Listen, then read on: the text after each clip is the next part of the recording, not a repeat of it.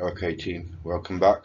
I'm Swift Lahiric, Cyber Brahmin, and in our presentation today, or our video stroke podcast, we will be discussing the ISO 27001, which is an international standard for the information security policies. We'll be discovering the benefits of implementing the ISO 27001, and then we'll be going on to exploring the challenges and then going on to find out how to achieve certification for your organization. So let's move on swiftly. Okay, team. So a quick introduction to the ISO. So the ISO 27001 is a management system. Okay, so what it does in essence is it helps businesses to protect all of their sensitive information. It goes on to outline a framework for creating an information security program.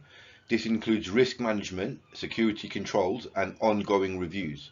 Another word for this is actually, or another name for this is the actual information security management system, is also known as the ISMS for short. Okay, so the ISO is a standard which is recognized globally.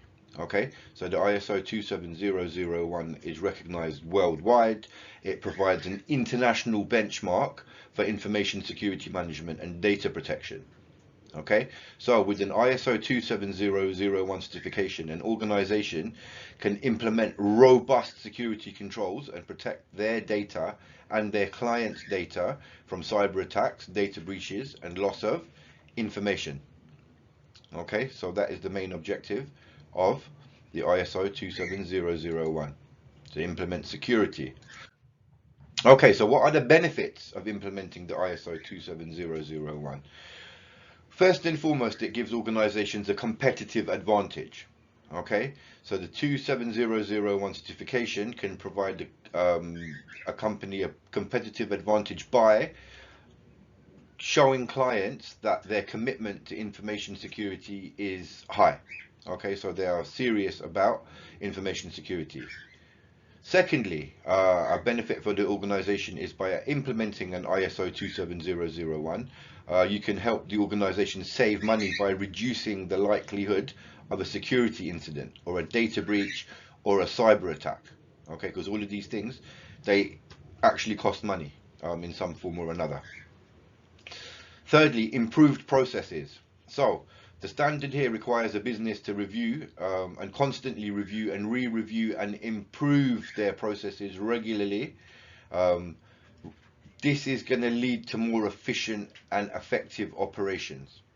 Okay, so this is what we want to be thinking about: improved processes. So it helps to improve our process and streamline things. Fourthly, it gives greater trust. Okay, it creates more trust. So clients and stakeholders will have higher trust in the business that is certified with the 27001 standard. This will lead to better business to business relationships and opportunities. Okay, so that's what we want to be thinking about now, about how we can build confidence with other businesses to um, expand our own. Right, next stage, how do we implement the ISO 27001?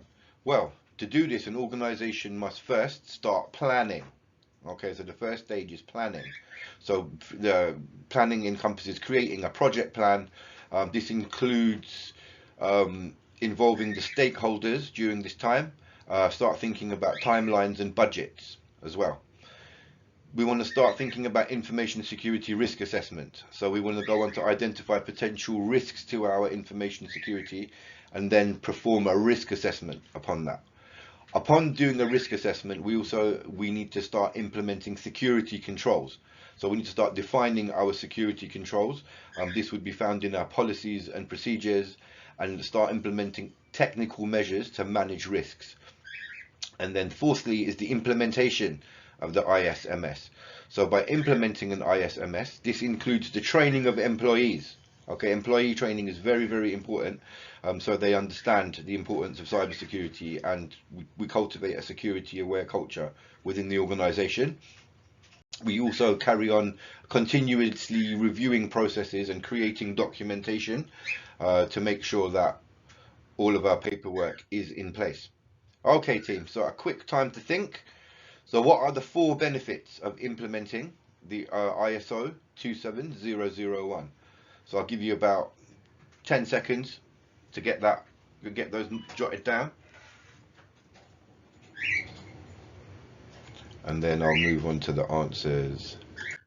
There we go. So here, what are the 4 benefits of implementing the ISO 27001? Well, number 1, it gives a competitive advantage. Savings, so it cost savings, it improves processes, and it also gives greater trust.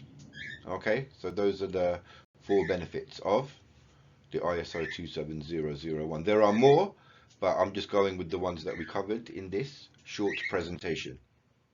Okay, team. Let's start thinking about the key requirements in the ISO 27001. So what is it comprised of? What are the requirements to achieve this particular certification for an organization? So there's 7 points outlined here. So the first one is leadership and commitment. So management must be committed to implementing and maintaining the ISMS. Secondly is the risk assessment. So an organization must identify and assess the risks to their information security, including risks arising from third parties. So we're talking about third-party vendors here. 3, information security policies. So organizations must establish, maintain information security policies to manage risks. 4, asset management. So assets that support the information system must be identified and managed appropriately. Okay. 5, human resources security. So organizations here must ensure that employees, contractors, and third-party personnel understand their responsibilities for information security.